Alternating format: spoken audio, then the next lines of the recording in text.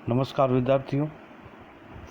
BA part third political science paper second public administration,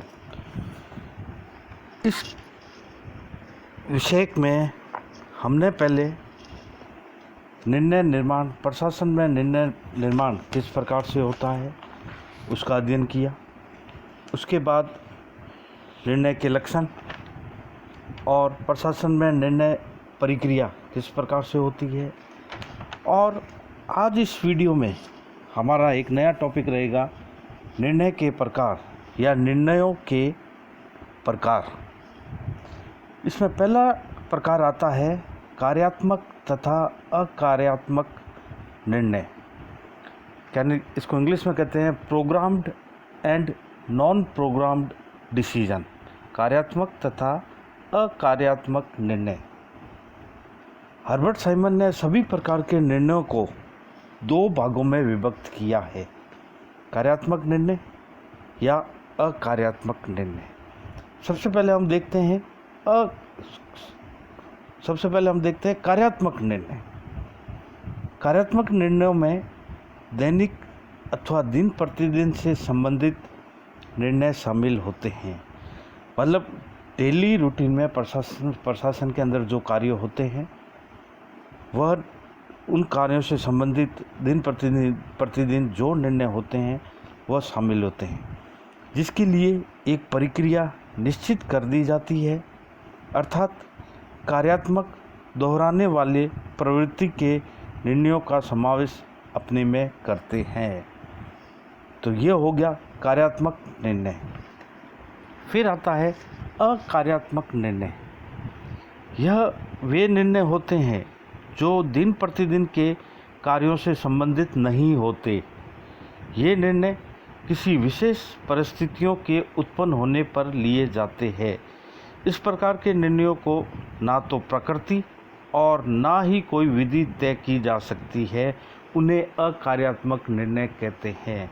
कहने का मतलब कार्यात्मक निर्णय दिन प्रतिदिन दैनिक कार्यों से संबंधित जो भी कार्य होते हैं उनसे संबंधित जो निर्णय लिए जाते हैं उसे कार्यात्मक निर्णय कहते हैं।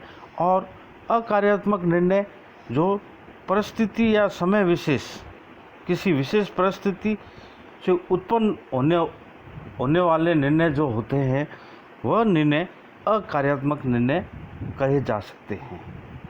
फिर दूसरा निर्णय का प्रकार आता है दैनिक तथा आधारभूत निर्णय, रूटीन एंड बेसिक डिसीजंस। दैनिक तथा आधारभूत निर्णय। अब विद्यार्थियों, दैनिक निर्णय जिन निर्णयों के संबंध में कम सोच विचार की आवश्यकता पड़ती है तथा जो संगठन की सामान्य प्रकृति में लिए जाते हैं वे दैनिक तथा सामान्य निर्णयों के नाम से पुकारे जाते हैं। मतलब डेली रूटीन में, जैसे अपन अपने शब्दों में कह सकते हैं कि कहीं भी बैठे हैं या चलते चलते कोई डिसीजन लेना है, उसे अपन दैनिक निर्णय कह सकते हैं।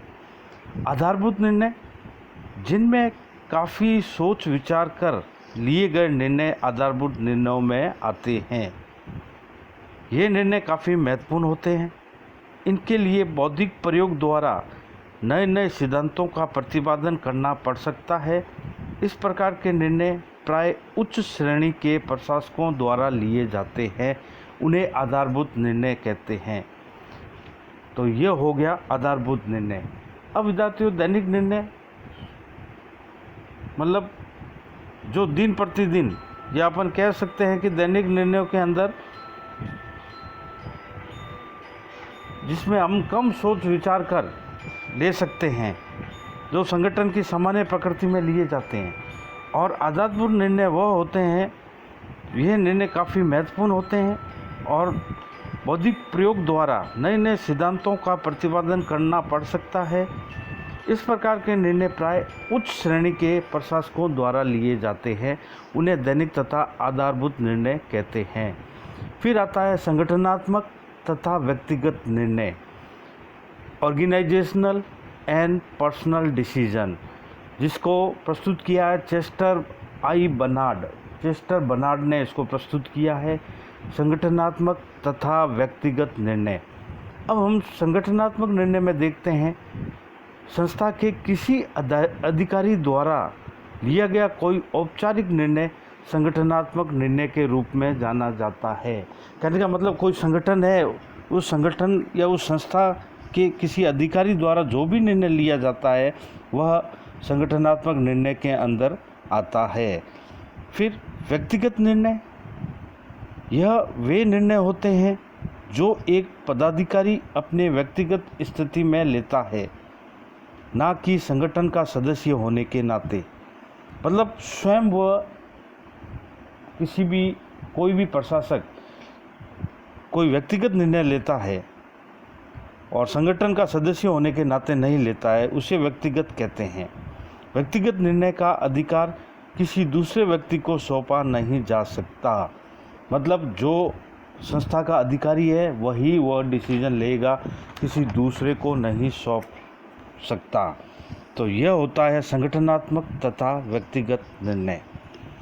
फिर निर्णय के प्रकार में चौथा निर्णय आता है नियोजित तथा अनियोजित निर्णय, planned and non planned decision, जिसे ए क्लियंस ने प्रस्तुत किया है। नियोजित तथा अनियोजित निर्णय। नियोजित निर्णय तथ्यों पर आधारित होते हैं और ऐसे निर्णय को लेने के लिए प्राय वैज्ञानिक विधियों का प्रयोग किया जाता है। मतलब वह फैक्ट पर आधारित होते हैं, तथ्यों पर आधारित होते हैं, और इन तथ्यों पर आधारित जो भी निर्णय होते हैं वह वैज्ञानिक विधियों के द्वारा ही प्रयोग में लाए जा सकते हैं। उन्हें नियोजित निर्णय कहते हैं। फिर आता है अनियोजित निर्णय। अनियोजित निर्णय अवसर आने पर ही लिए जाते हैं।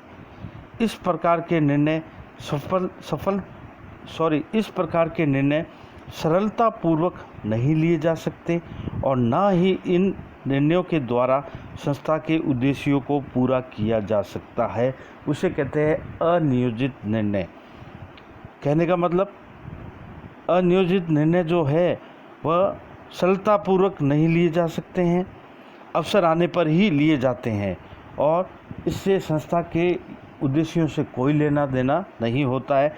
उसे कहते हैं नियोजित तथा अनियोजित निर्णय। फिर पांचवा प्रकार आता है नीति निर्णय, संचालन संबंधी निर्णय और नीति निर्णय और संचालन संबंधी निर्णय। तो इस निर्णयों में सबसे पहले हम देखते हैं नीति निर्णय। संस्था की आधारभूत नीतियों से संबंधित निर्णय नीति निर्णय कहलाते हैं और उच्च प्रशासक वर्ग के द्वारा किए जाते हैं तथा संपूर्ण संस्था को प्रभावित करने वाले होते हैं। जैसे कर्मचारियों को लाभांश देना, उसकी दर का निर्धारण करने संबंधी निर्णय, उसे कहते हैं नीति निर्णय। मतलब नीतिगत निर्णय जो उच्च प्रशासक द्वारा लिया जाता है और उससे पूरी संपूर्ण संस्था उसमें प्रभावित होती है। जैसे कर्मचारियों को, मैंने उदाहरण दिया, कर्मचारियों को लाभांश देना और किसी भी चीज़ की दर का निर्धारण करना, यह होता है नीति निर्णय। फिर आता है संचालन संबंधी निर्णय। संचालन संबंधी निर्णय जो कि निम्न प्रशासक वर्ग द्वारा लिए जाते हैं। नीति संबंधी निर्णय को कार्य रूप प्रदान करने वाले निर्णय ही संचालन निर्णय होते हैं। मतलब संचालन संबंधी निर्णय वह होते हैं जो निम्न प्रशासक द्वारा लिए जाते हैं। मतलब नीतिगत निर्णय को कार्य रूप प्रदान करने का जो कार्य करती है वह संचालन संबंधी निर्णय ही करता है। उसके बाद नीति, प्रशासकीय तथा कार्यकारी निर्णय, जिसे कहते हैं policy, administrative and executive decisions, जिसे अर्नेस्ट डेल ने प्रस्तुत किया है। सबसे पहले हम देखते हैं नीति निर्णय। नीति संबंधी निर्णयों में संगठन के निर्माण से लेकर वित्तीय संरचना, विपणन प्रबंध तथा संगठन संरचना के संबंध में लिए गए निर्णय होते हैं। मतलब प्रशासकीय जो कार्यप्रणाली है उससे संबंधित, जैसे संगठन के निर्माण से लेकर वित्तीय संरचना, विपणन प्रबंध तथा संगठन संरचना के संबंध में लिए गए निर्णय नीति निर्णय होते हैं। उसके बाद प्रशासकीय निर्णय, यह मध्य स्तर के प्रबंधक वर्ग द्वारा लिए जाते हैं। नीति निर्णय से इन निर्णयों का महत्व कम है, लेकिन फिर भी ये निर्णय बहुत प्रभावकारी होते हैं। नीतियों के क्रियान्वयन के लिए प्रशासकीय निर्णय आधार प्रदान करता है।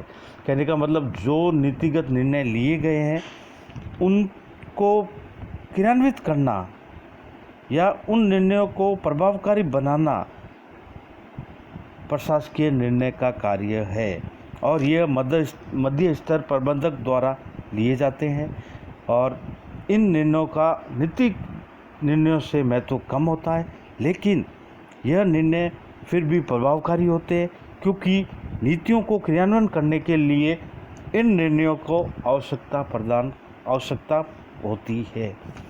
उसके बाद आता है अपने लास्ट कार्यकारी निर्णय। यह वह निर्णय होते हैं जो कि कार्य करने वालों द्वारा कार्य करते समय लिए जाते हैं, उसे कार्यकारिणी निर्णय कहते हैं। मतलब कार्य करते समय कार्य करने वालों द्वारा जो निर्णय लिए जाते हैं वह कार्यकारी निर्णय कहलाते हैं। तो विद्यार्थियों, ये है अपने निर्णय के प्रकार। और अब प्रशासन में, जैसा कि अपन का टॉपिक था कि प्रशासन में निर्णय निर्माण, इस टॉपिक को अपन देख रहे हैं।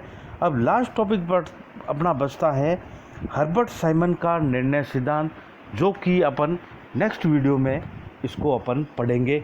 निर्णय निर्माण में हर्बर्ट साइमन का योगदान या हर्बर्ट साइमन का निर्णय संबंधी सिद्धांत। धन्यवाद। जय हिंद।